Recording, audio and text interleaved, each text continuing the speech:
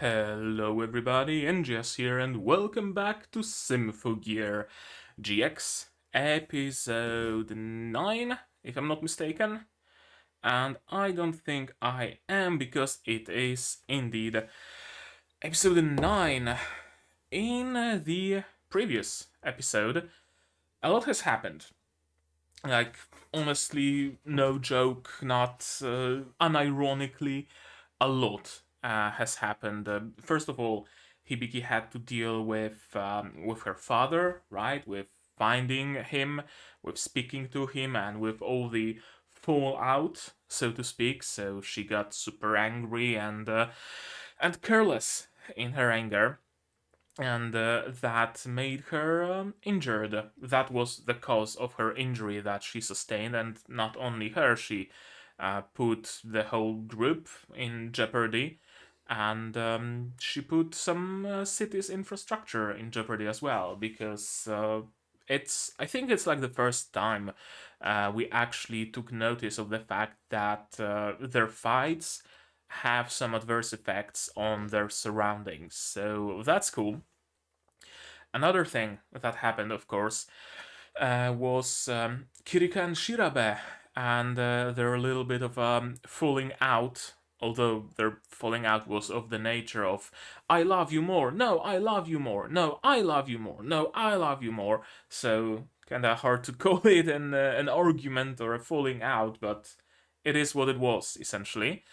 Thankfully, they came to understand each other soon enough. They overcame the power of Dienslave, the curse of Dienslave, very quickly and without any issues. The power of love does apparently make that so much easier, and they kicked one of the autoscorers' ass, the red ones.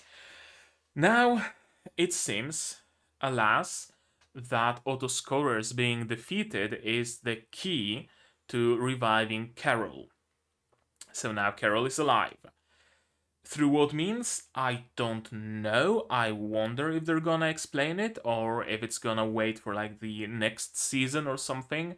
It does seem to be a little bit of a theme with Symphogear where some of the explanations of the mechanics of the previous season are moved to like the next season, right? Some of the mechanics of Symphogear G are being explained now. During Symphogear G, some of the mechanics of Ryoko and her shenanigans were also being explained. So perhaps, if not in this season, then in the future season, we're gonna get some more in-depth explanations. What's the deal with the autoscorers being defeated? Apparently, making Carol able to resurrect. That seems very weird and like completely out of the ass, but I have no doubt that it actually does have some decent explanation. And I'm just gonna wait until that explanation arrives. And of course, as I mentioned, Carol is alive again, so that's going to be a very interesting factor. Now, she is down to autoscorers, although for how long? If she made them before, I'm assuming she's gonna be able to remake them again. So perhaps she will have all four of them at her disposal yet again. Another thing that happened that's connected to Carol's revival. Apparently, Carol can see through Elf9's eyes, which is a suboptimal situation for the people from the disaster squad for sure. Why are there flies in my tea? I'm gonna bring it closer. Maybe the flies are gonna be scared of me. Yeah, it's not great that Carol can see what they're doing, especially that Elf9 is dealing with some like very secret, very classified stuff, like the linker, like the ignite modules and whatnot. Although she's using the knowledge that she got from Carol, so it's nothing that Carol wouldn't already have known. But it would still be better if Carol had no knowledge of that. And of course, one more thing, that big weird kaiju thing has appeared again, and I have absolutely no clue what the deal with that is. This season is a season of mysteries. Honestly, I think I said it I said it in like the previous episode that it's the season of mysteries, but it bears repeating because it really is. I genuinely have no clue what the fuck is going on. I'm along for the ride, don't get me wrong, but I have no clue where that ride is taking me. And it's kind of exciting not knowing where it goes, not having the slightest clue what's going on, not even any like theories or anything, no thoughts head empty, just take me with you, Symphogear. And I guess for Symphogear to take me with it, you guys are gonna need your subs, and I'm gonna need my sound, because you can't exactly watch Symphogear without the sounds. It's a very important part of the show, after all. And also, a reminder of support. You can support my channel if you want monetarily on Patreon Throne, links in the description, or non-monetarily, completely for free. Share my content, spread the word, it really helps the channel grow and costs you absolutely nothing. And with all that, I think we can finally start watching. Okay, yeah, I did press record. I was afraid there for a moment. Yeah, we can start watching episode 9 of Symphogear GX, and we can start it in 3, 2, 1, go.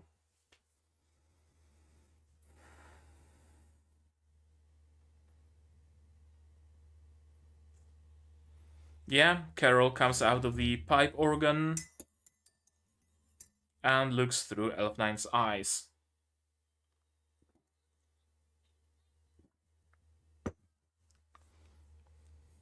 Some great music, by the by. Of course, we don't know what the deal with the end of the world is either.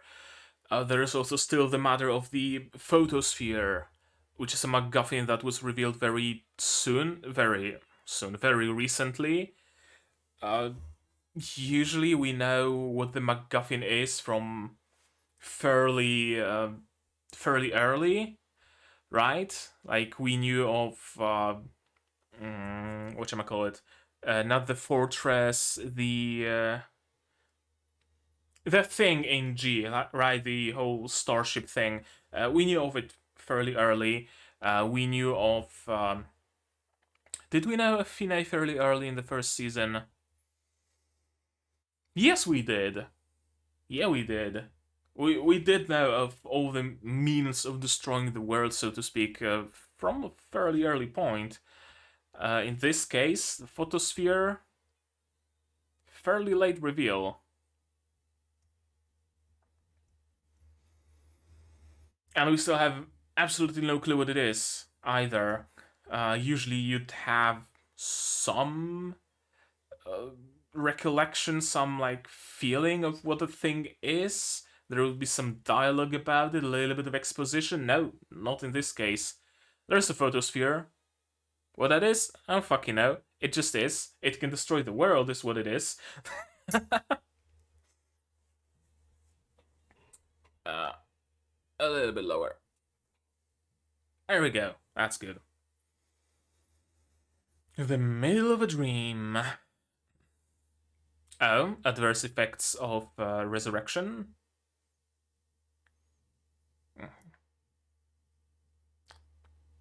Okay.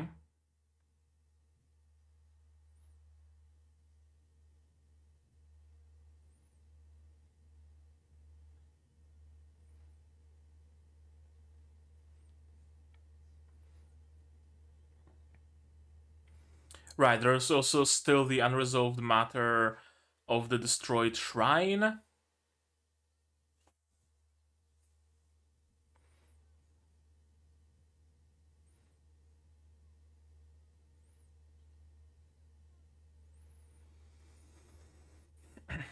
Who's that? Tsubasa? Oh. You should have blocked him, honestly.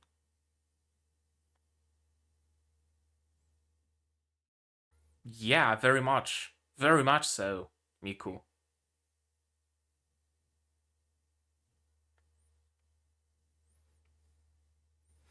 Okay, that sentence with the shot of shadow on Hibiki's face feels slightly chilly, doesn't it?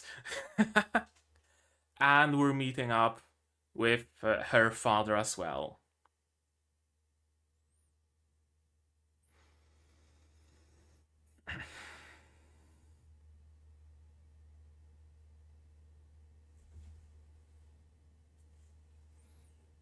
Neptune's Palace.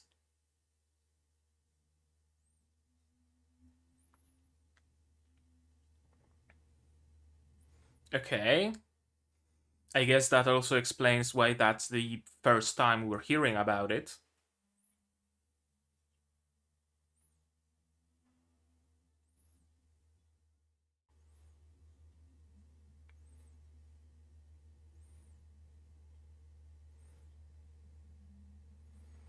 Okay, what's that place? Yeah.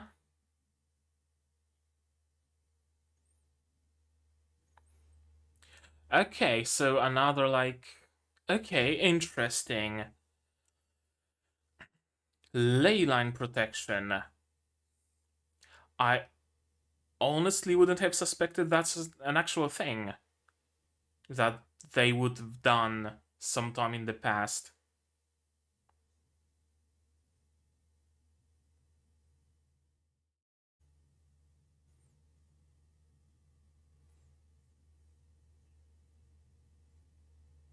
Hmm.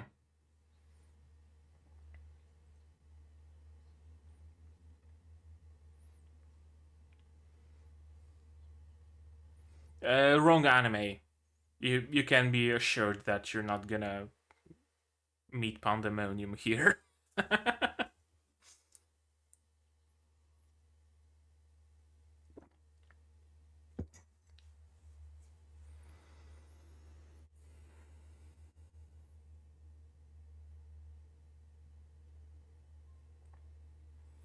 Not speaking to Tsubasa whatsoever.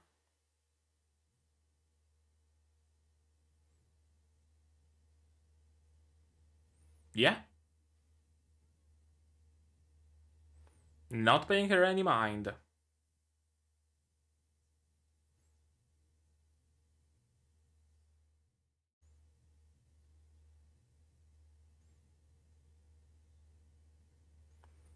Okay, that's...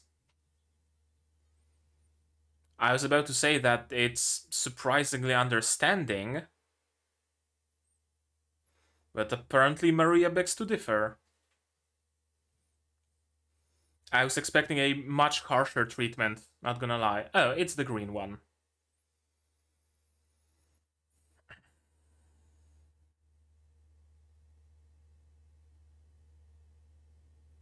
Yep.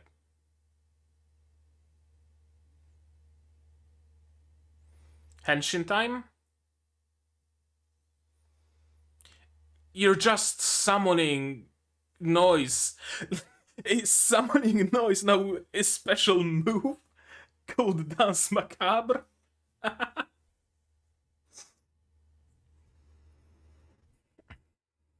Okay.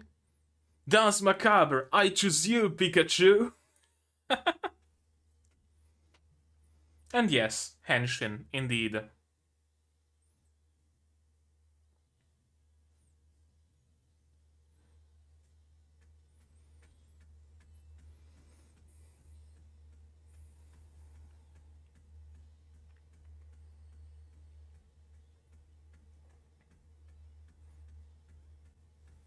Maria Henshin?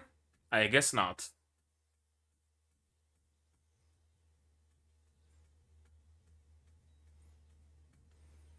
Yeah, Maria is just gonna use her silver arm that can be whatever she wants it to be, honestly.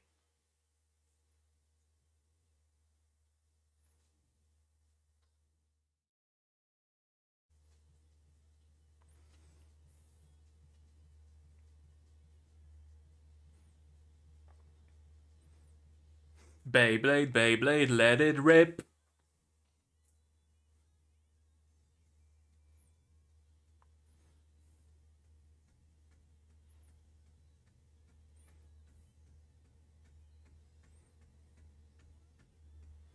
Okay, the classic move of a big sword.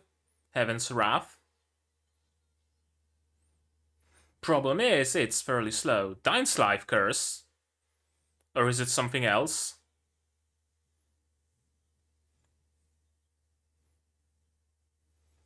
Why, though?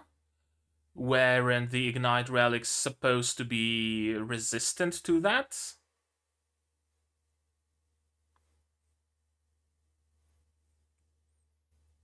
Okay, that's interesting. Swordbreaker, like Degenbrecher? Degenbrecher, or however you pronounce it. And there goes the ley line.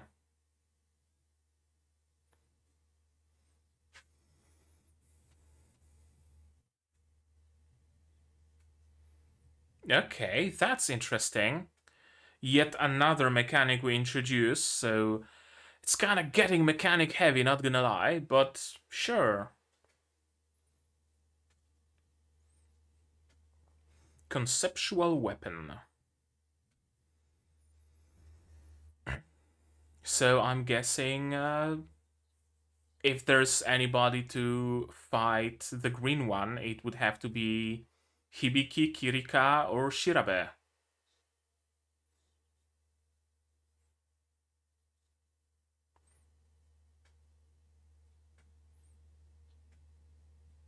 The music, though.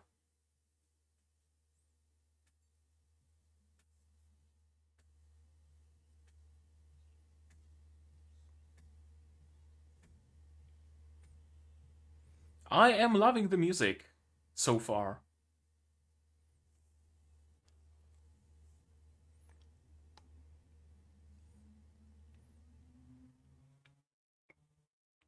Right, Chris's weapon would also not be classified as a sword, so I guess Chris can also fight her.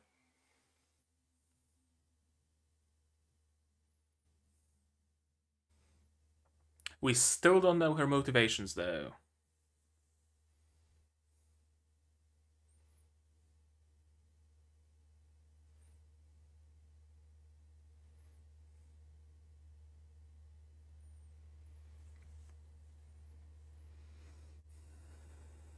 Farah.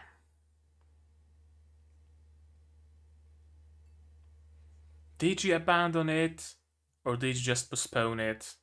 It didn't seem like an abandonment to me. Even if you had your guard up, a weapon that can destroy the very concept of a sword would still be like your perfect nemesis, essentially.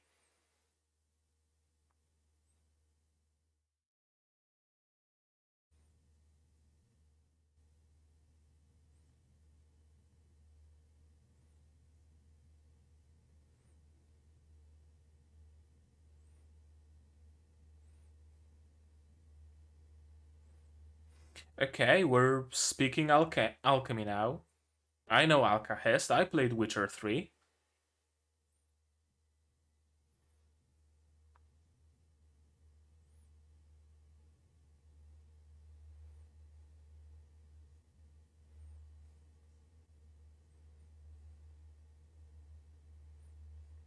Does she want to reconstruct the world? The world?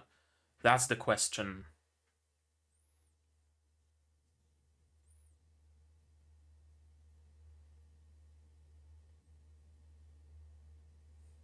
Yeah.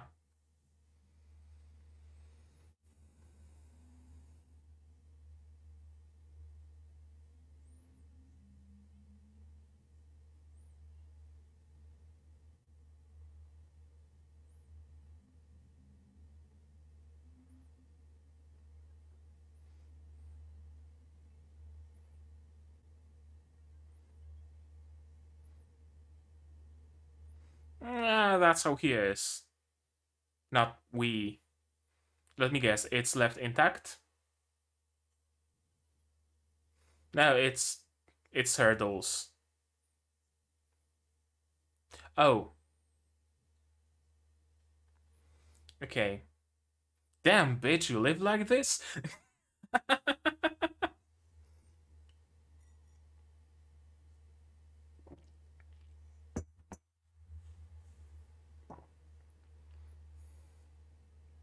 Yeah.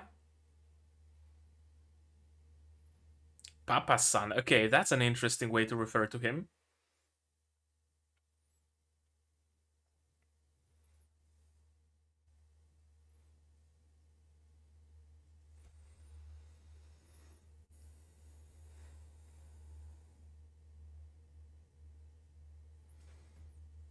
He named you the heiress? Okay. That's a lot of responsibility.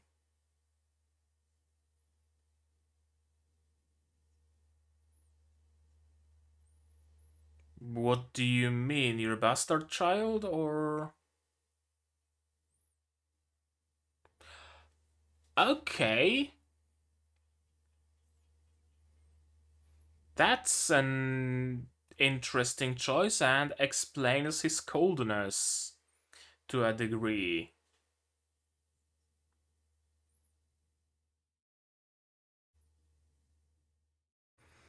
I did not expect incest in Symphogear, I gotta be honest with you. That's genuinely one and only thing I did not expect.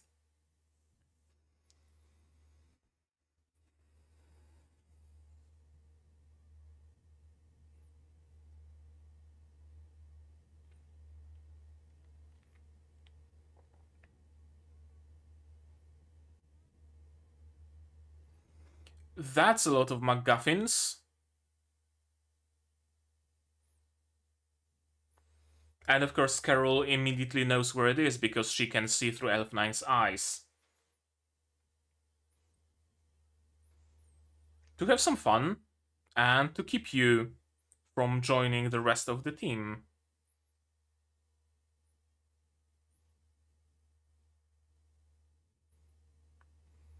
Agaran Tram True. Similar to Gangnir True. Similar song to Gangnir.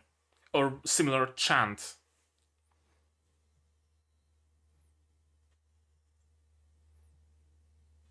And we are getting Maria Senshin after all.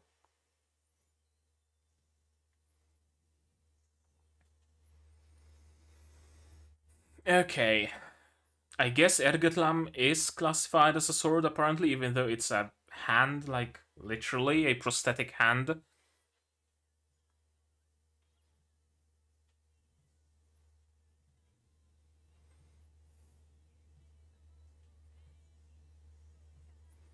Now this is not a sword.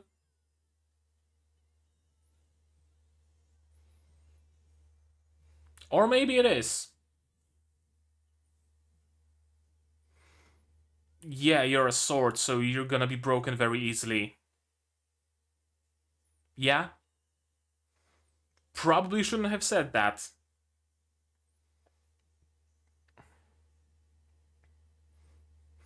Like, if you fight someone who has a weapon that can destroy the very concept of sword, probably don't reinforce the fact that you're a sword. Or reinforce the belief that you're a sword. You probably should be doing it the other way. I'm not a sword, I'm not a sword, I'm not a sword, right?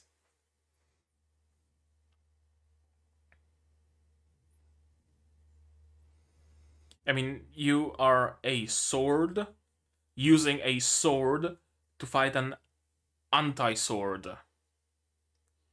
That's not really a sign of weakness, it's a sign of, like, fighting an antithesis to your own concept.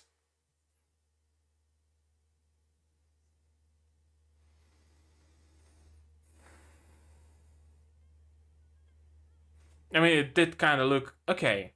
It was clean. Gotcha. Interesting.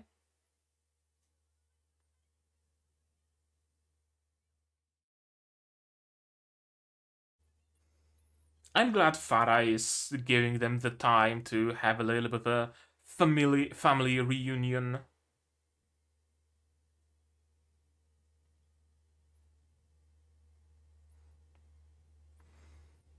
They're not the best at communicating, are they?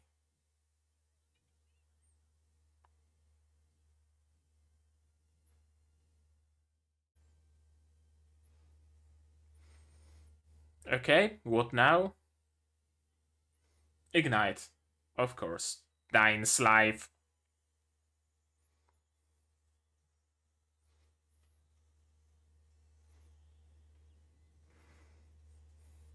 The glowy bits during the Ignite henshin remind me of like Kill la Kill, and the eyes on the Kamui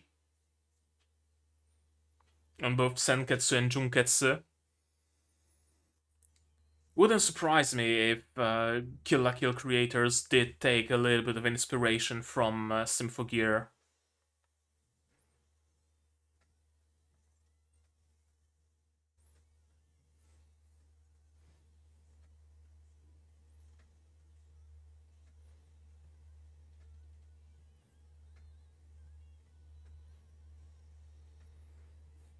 Oh? Body slowly giving out?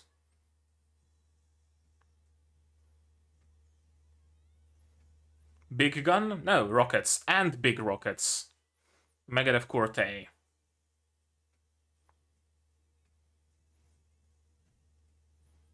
She's not running out of money.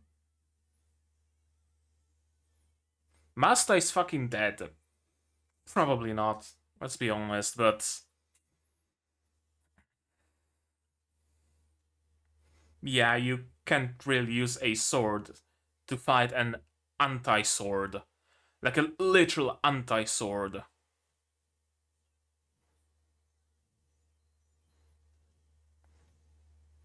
Okay, what's that?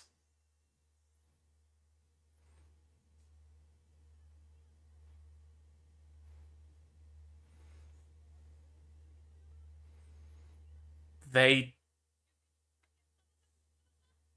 okay!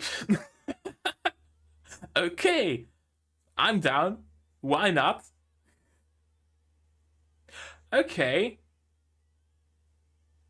Literal swords. She's a motherfucking phoenix. And now she's Shirabe.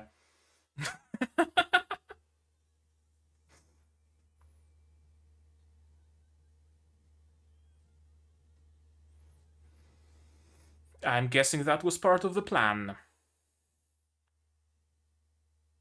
She stopped the rocket, somehow. Whomst.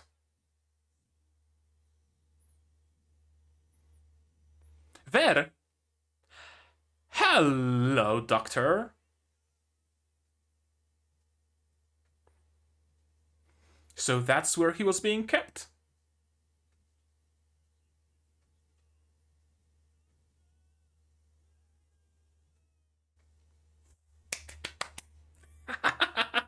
What an entrance.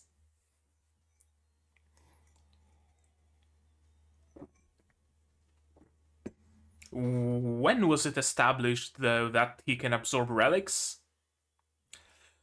I guess his right arm is like the arm of that that monster thing, and that monster thing feeds on relics. So I guess his arm can feed on relics as well?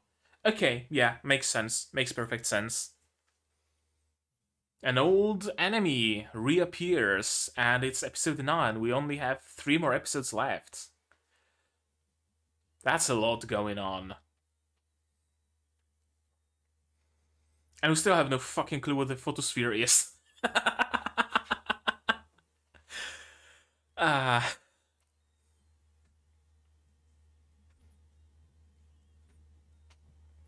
Okay, so now we have to defeat the yellow autoscorer, Carol, and Ver. We have 3 episodes left, and 3 essentially boss battles to go. That's gonna be interesting pacing-wise. Not gonna lie, it's gonna be interesting pacing-wise.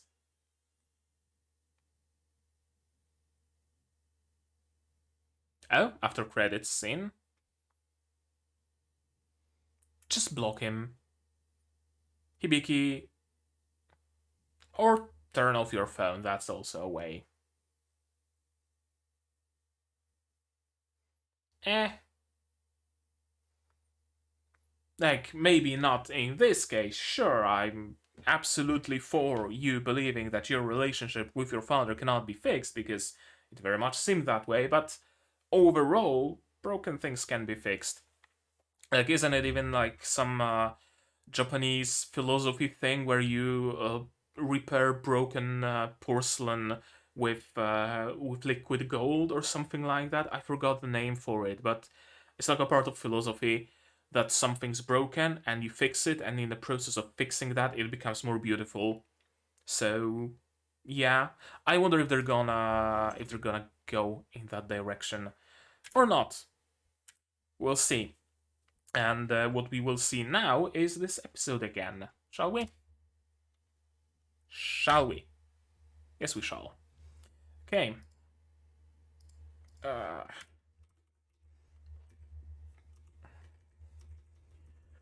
OP, OP, OP.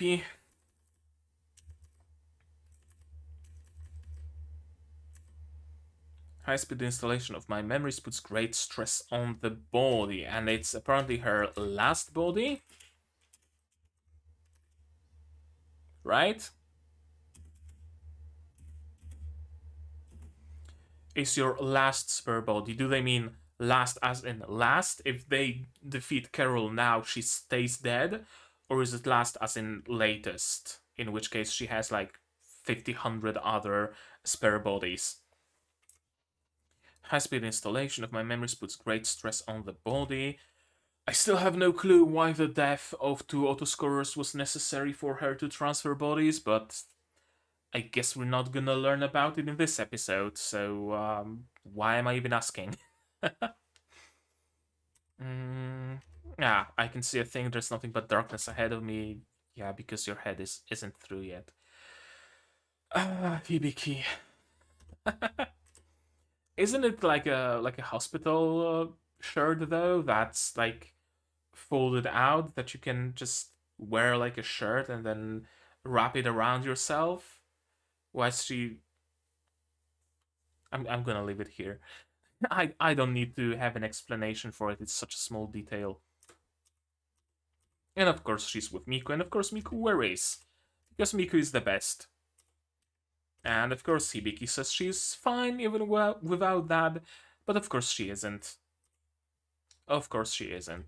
Her little line about, yeah, the shadow on her face and this empty stare and a smile with a completely empty dead eyes, and the line of "I've got you, I've got all of you, I don't need anybody else."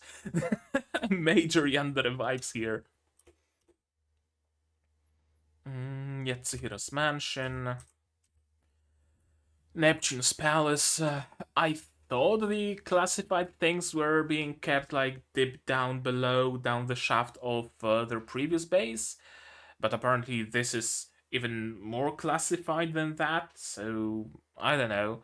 I only hope that we're not gonna do the thing where in every season,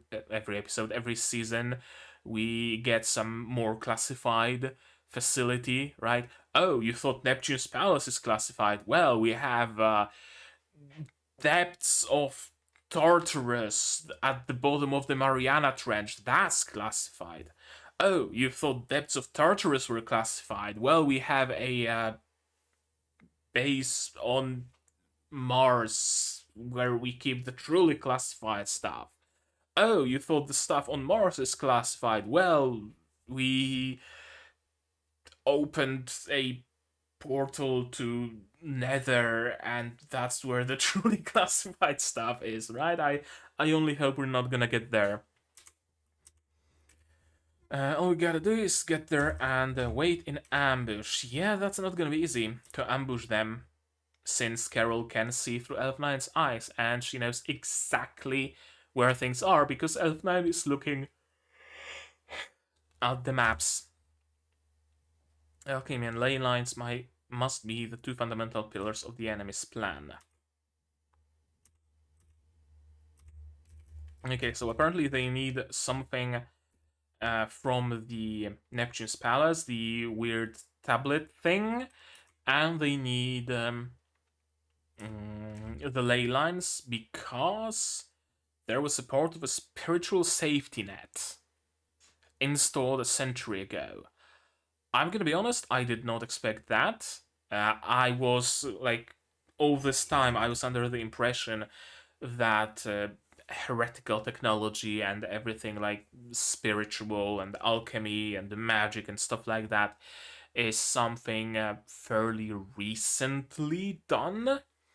As in, the noise started appearing more frequently, and people with like 21st century equipment started analyzing it and working on a solution or something along those lines. But apparently it's been a thing all this time. Like a century ago, some government installed various shrines and keystones and stuff like that to create some sort of a protective net.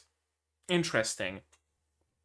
And apparently that net is what's stopping the world destruction, which is interesting because the world is quite vast, and just a little bit of a safety net just on the territory of Japan is apparently enough to stop the destruction of the world. Or maybe Carol already destroyed other. Ah, sorry, it's late. Other facilities of this kind all around the world, like Stonehenge is no more. Maybe, I don't know. Alchemy and ley lines must be the two fundamental pillars of the enemy's plan. Yeah, I'm using alchemy to fuck with ley lines, probably.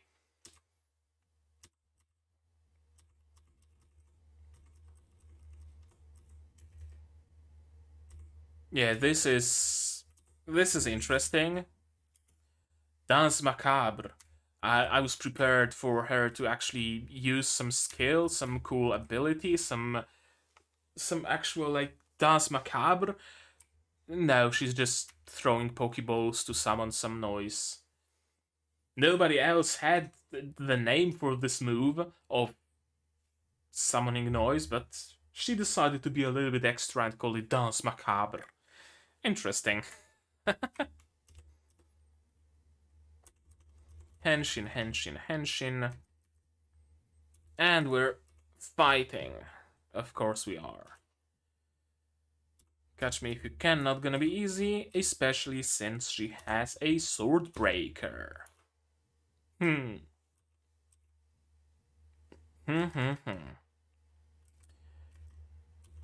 Interesting. I did not think the Autoscorers would be in possession of relics. Or is it a relic? Like a sword that can break, the very concept of a sword does very much feel like it would be a relic, but it doesn't have like a specific name, just a sword breaker. If they called it Degenbrecher or something like that, that would have pointed at it being a relic, some sort of an alchemical tool? Maybe. And are conceptual weapons gonna be a thing from now on? Because if so, then that's gonna suck. That's gonna suck for our characters because, I don't know, Chris uses a sword, but haha, the enemy has an anti-sword. Chris uses a gun, but haha, the enemy has an anti-gun. Kirika uses a scythe, but haha, the enemy has an anti-scythe. Doesn't bode well, but also doesn't bode well for, wouldn't have boded well for the story if that was the thing. So I hope if they continue with the conceptual weapons, they're gonna limit it, because otherwise it would kind of feel like there was some manga, I think, or maybe even an anime where the whole combat was essentially, oh, I'm casting a fireball, oh, I'm casting anti-fireball, and now I'm casting a lightning bolt. But I'm casting anti-lightning bolt.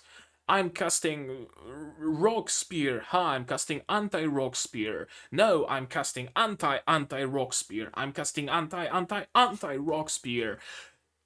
I don't remember the title, but there was something like that, and it read very well as a parody, but I'm afraid it wasn't a parody. So I'd rather they don't go in that direction. And yeah, it makes sense that Tsubasa would be very much vulnerable to a literal anti-sword. But Maria with Ergetlam? That's interesting. The definition of a sword has to be fairly broad. Because Ergetlam is literally a hand. As we read in the previous episode on Wikipedia, it's like what should I call it?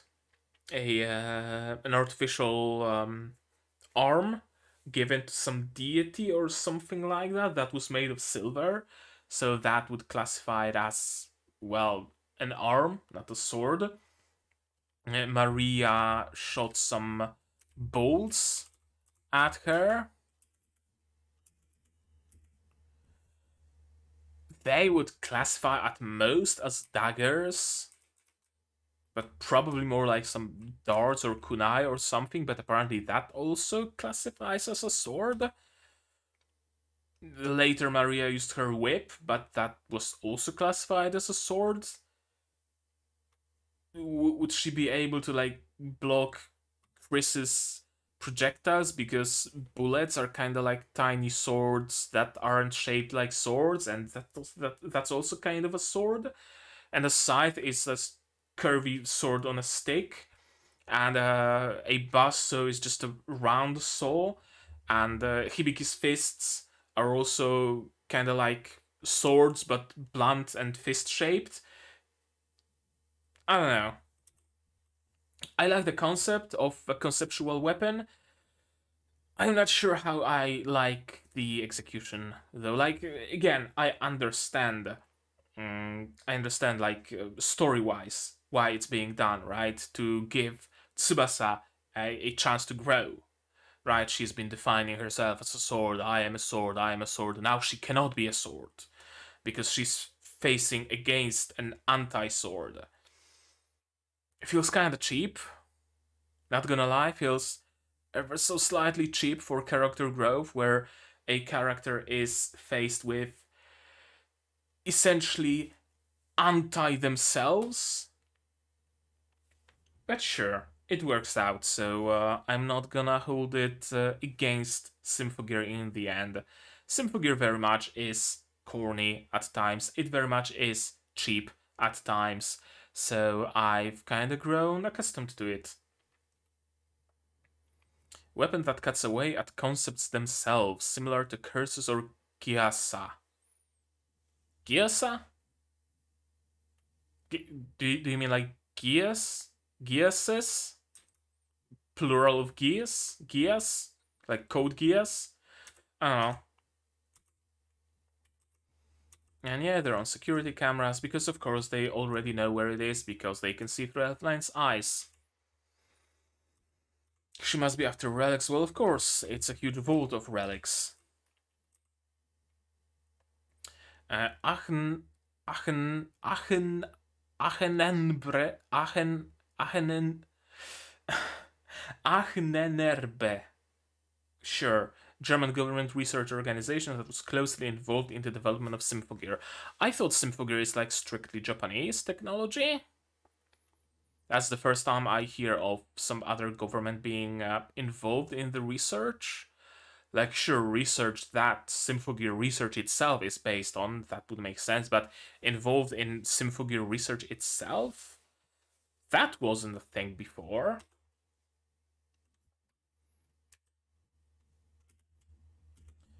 Prima materia. Okay, alchemical concept of like the primordial matter that everything can be dissolved into, brought down into the like proto matter, essentially. Yeah, sure. And alkahest is apparently universal solvent, which I didn't know, but I'm gonna trust their word for it. And it's interesting that the dissolving power of this alkanoids is so potent that it destroys everything into like primordial matter, not into carbon dust, which is essentially like very fast burning, is what it is, but rather in like even deeper. If they were to destroy that carbon dust, they would be able to destroy even the dust that the regular noise wasn't able to dissolve further. The alkanoise is able. And we also have an explanation for the name of alkanoise from alkahest. Makes sense. Alchemy is a branch of heretical technology. What does Carol want to reconstruct the world into once she's decomposed it? That's a very good question. And I'm afraid the answer is that nothing. That she doesn't plan to recompose the world, that she just plans to dissolve it and leave it at that. Which won't be the best for anybody involved, honestly. Yeah, her room, that's very much a Tsubasa room. Plushies, microphone, old randozer, some bed sheets on the floor. A right mess, in other words.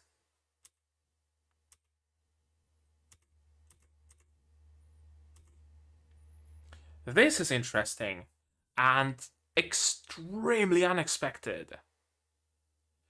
Explains a lot, right? Explains a lot when it comes to Tsubasa, why she's feeling so like withdrawn, because she knows that she's not a daughter of his father. She knows that she's essentially.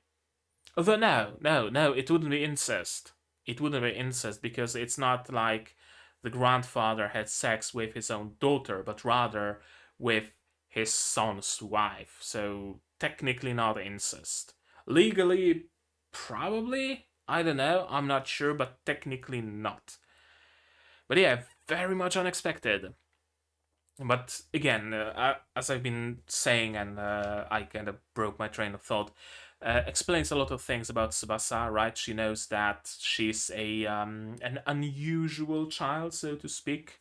Her real biological parents are an unusual couple again. And it also explains why her father acts so withdrawn and why he actually says that you're no daughter of mine. Initially, I thought that maybe some infidelity was involved, and she is a bastard child that her father maybe begrudgingly legitimized or something like that. But no, she legit isn't his child because she's her own grandfather's child, which kind of messes everything up on like the genealogical tree, doesn't it? Hmm. You got a stained tool of the Kazanari family. I forged myself into a sword, a tool, yeah, because she was dealing with some fucky wacky shit in her family. Doesn't surprise me that she became completely withdrawn, honestly. That one. Okay, are there any other, like, interesting names? Bind something Trioxin 245. I'm gonna Google Trioxin real quick. Is it like an actual thing or is it something Symphogear specific? Trioxin 245. The Living Dead wiki. Okay, it's a gas liquid in the Return of the Living Dead that can reanimate inactive organic matter and convert living flesh into reanimated dead. Okay. Trioxin virus. Yeah, and it's 1985. So I'm guessing Symphogear creators were inspired by Trioxin, by The Return of the Living Dead. Annabelle, I'm assuming that's also some reference. Annabelle, it's a movie from 2014. It's a doll. But I'm assuming. Okay, yeah, Annabelle doll. Allegedly haunted Raggedy doll. Raggedy Ann doll. Housed in the now closed occult museum Paranormal, yeah. Year. There's no years mentioned, just years of movies based on that very doll. Okay, it goes, mentions of it go as early as 2002, so yeah, makes sense that it would also be a reference in Symphogear. Cool to see references like that. And this is Garn Fragments and Grauswein. Two more Googles. Grauswein. Grauswein device is something from Wild Arms game. That looks like a very old game, so again, makes sense that it would be a reference, that it might be a reference. Product of an ancient technology and a weapon of mass destruction. It's not an explosive, but when activated, it will summon an explosive object to the area. Okay, so another reference. And Garn Fragments. Garn. Arkham Horror City Files Wiki. Pre-human city located deep in the jungles of Central Africa. Okay, it appears in Call of Cthulhu, the card game, apparently. So I'm assuming it's something from the Lovecraftian mythos. If the Garn fragments are correct, existed since the Triassic period, okay. Outpost of the Elder Things, outpost of Shudem-El and his children, the Chthonians were imprisoned there. Okay, some really cool references. And then we have this tablet thing. Yantra Sarvasva. Let me Google that as well. Why not? Yantra Sarvasva. It's an actual thing. Yantra Sarvasva. Oh, it's the... yeah, I know it. It's the weird, like, manuscript that people believe contains descriptions and schematics of ancient Indian aircraft, because that's exactly what it looks like on those schematics. Yeah, okay. It would make sense that it would be the thing that allows you to control any and all technology, because it depicts an ancient technology.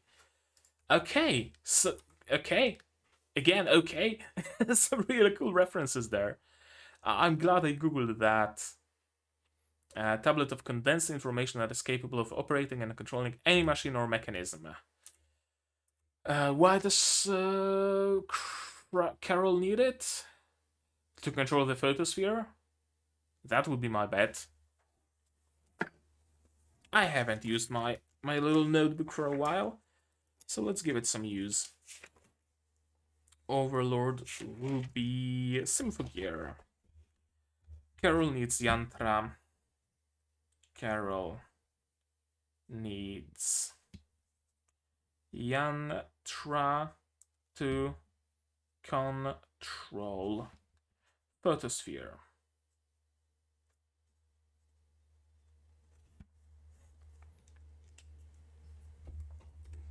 And of course she returned to have fun, because why else? There probably is an ulterior motive. Every time an autoscorer dies, it seems to be a means of furthering Carol's plot in some way. So I'm assuming her dying here, Faro is her name, Farah, something like that. So her dying here will probably also help Carol in some way. What way will that be? I don't know. The body I forged into a sword, and with it my pride. Gee, I wonder why. I wonder why, Tsubasa.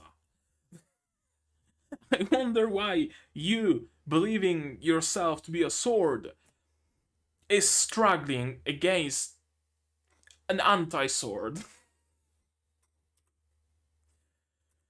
Uh, how utterly powerless can I be? Against an anti-you? Pretty fucking powerless. Like, if I met someone who has like an, I don't know, anti-Engia stick, I wouldn't want to be beaten with that anti-Engia stick because I would immediately assume I'm probably gonna be pretty fucking weak to that. Support of her father. Yeah, they're really not great at communication. They needed Maria to spell things out for them. A little bit of growth. Sure. Cool. Ignite. No problem transforming. Let me take a look at the ice again.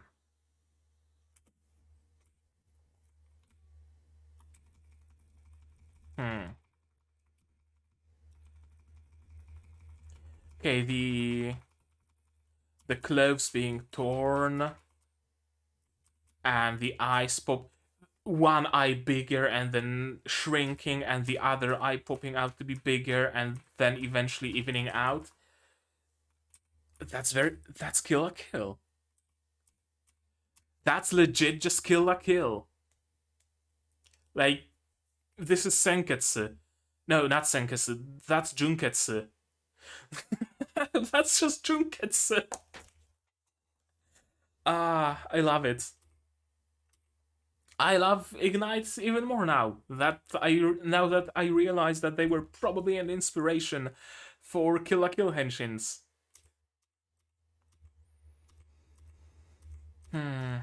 They're having fun, of course. Yeah, I mean, they're not exactly having fun, they're having issues. Like, for the first time, Carol and her Autoscorers are struggling. Especially Carol. And the Yantra has been shattered. Is it gonna be useful still? I don't know. Thanks for the opening, big rockets, and she's struggling, the yellow Autoscorer. And she's gonna be struggling soon because apparently Tsubasa no longer uses swords now. I initially was about to say when she asked the question, and then she was shown with those swords in her hands. I was about to say, yeah, you can still call them swords. They're on fire, but very much swords. But no, she legit has wings. Those aren't swords anymore. Those are legit wings. Wings and tail. And a move she just stole from Shirabe. And there goes Farah. But apparently that was all according to Keikaku, because she's laughing maniacally. Somewhere in the castle of whatever the name of it is, a green ribbon has just lit up in hexagons. And here comes that boy. Here comes Ver. What's he doing here?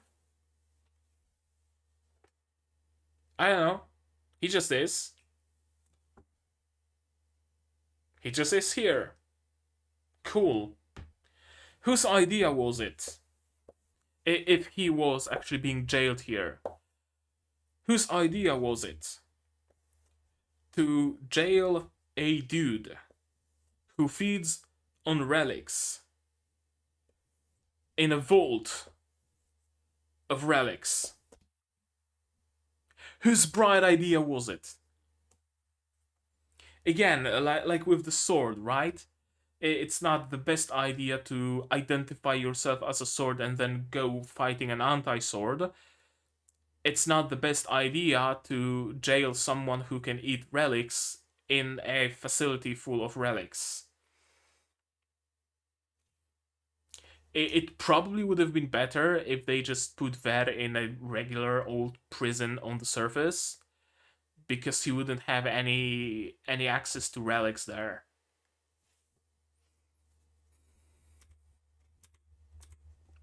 But yeah, I'm glad he's back. I like that. I was hoping for like a not quite a redemption arc maybe, but kind of a situation where we don't have anybody else to turn to. Fuck it, let's bring Ver. He knows his stuff, so he might be able to help us or something like that. But no, he is reintroduced, but as a villain, and Carol is fucking shocked. I'm guessing it wasn't a part of her plans. Initially, I thought that it might have been a part of Carol's plans, that maybe she freed Ver as some sort of an ace in a sleeve, but no, Ver just apparently freed himself during all the commotion. Interesting. Interesting. I guess it kinda makes sense, like power wise. What I mean is, they've proven, our main characters have proven time and again that they have little to no issue destroying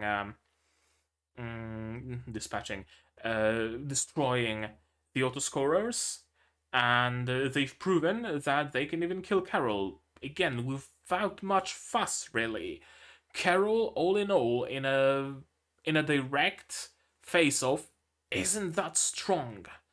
She's not that strong of a combatant, and neither are the Autoscorers now that the Ignite modules are in question.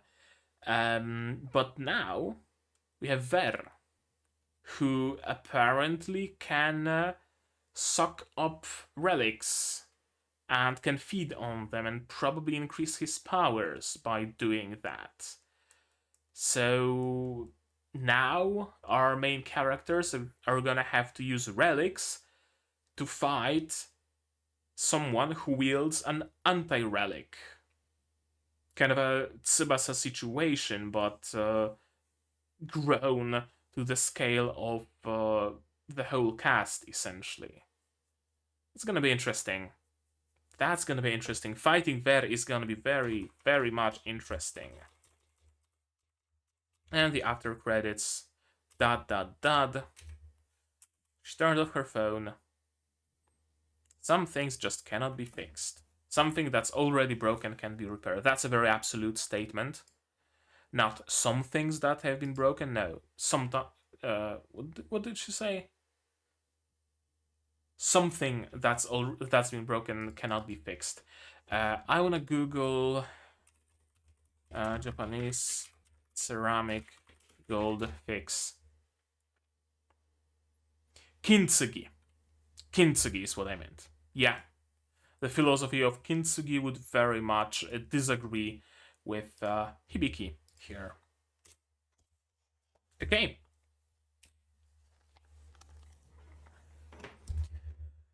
That was episode 9 of Symphogear GX, and it's getting interesting.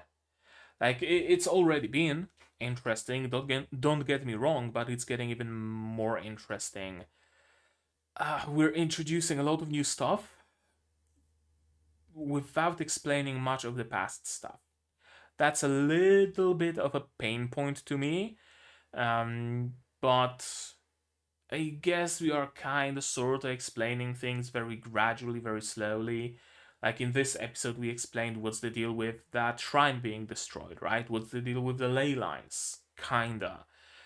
We were given some pointers as to what Carol's plans might be, that she needs the tablet, that she needs to destroy the ley line protection system or whatever.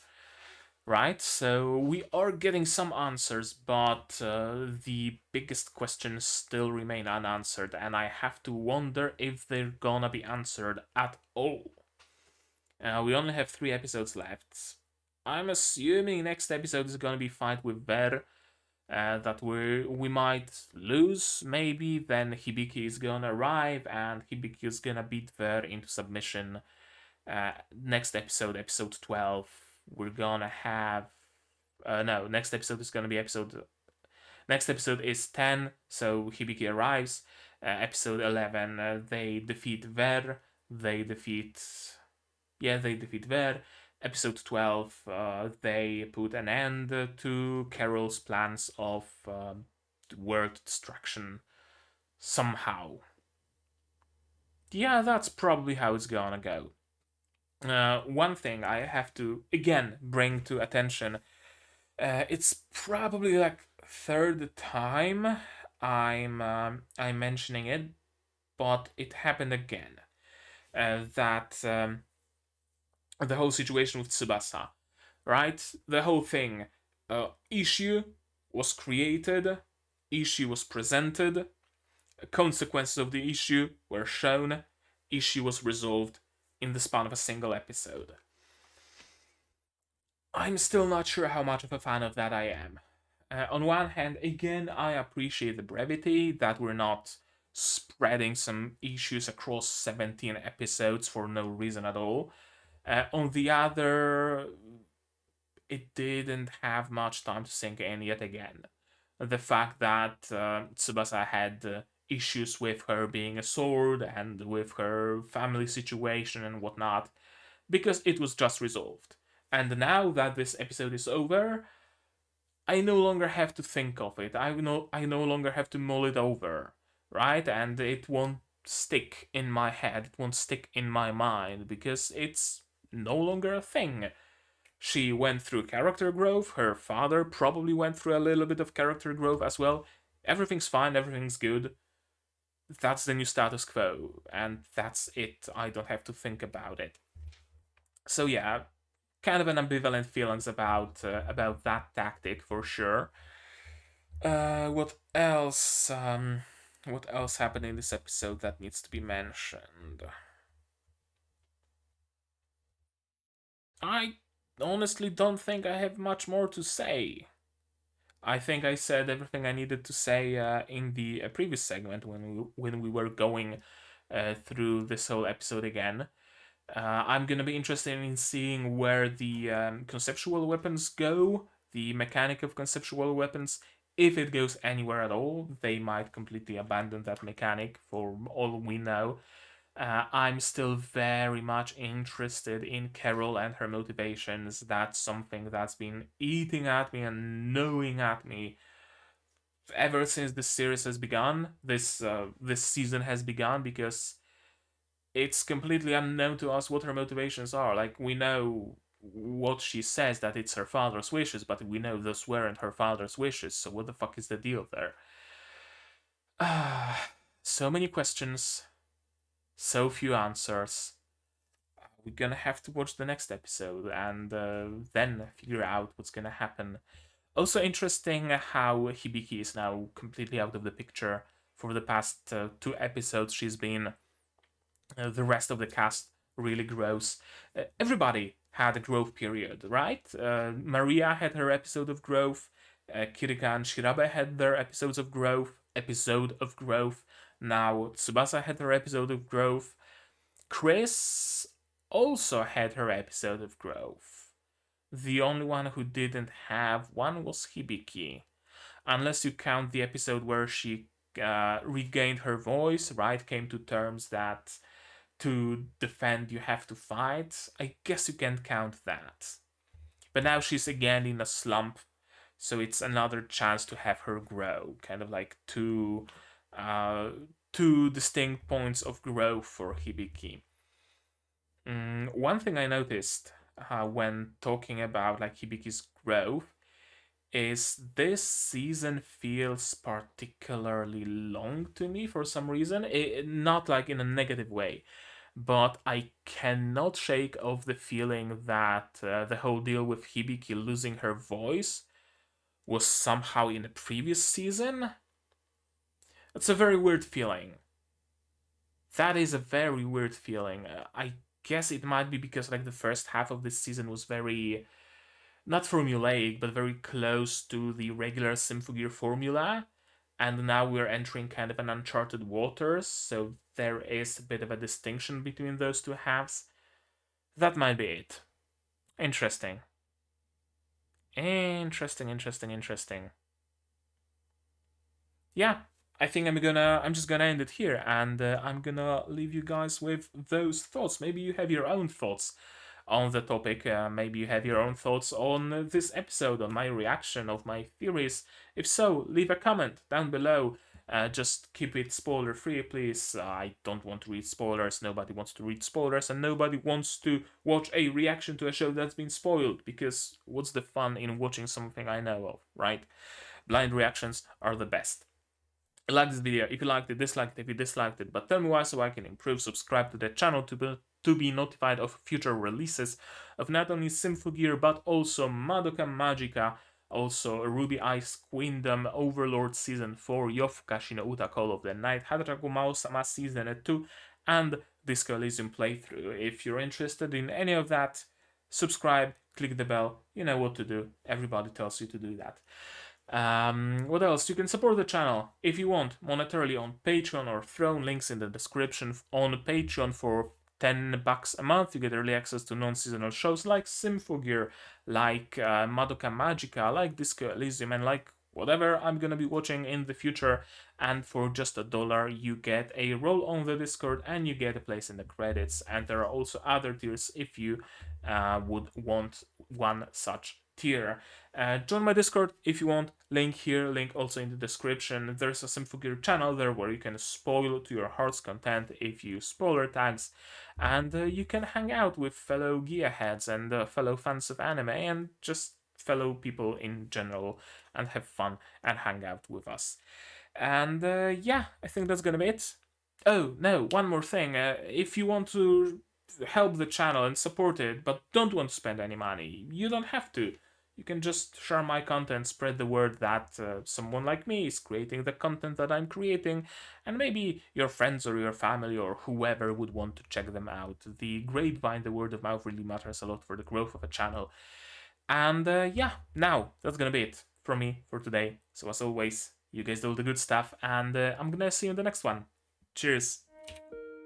And here's the credits that I mentioned, and you can be here if only such is your desire.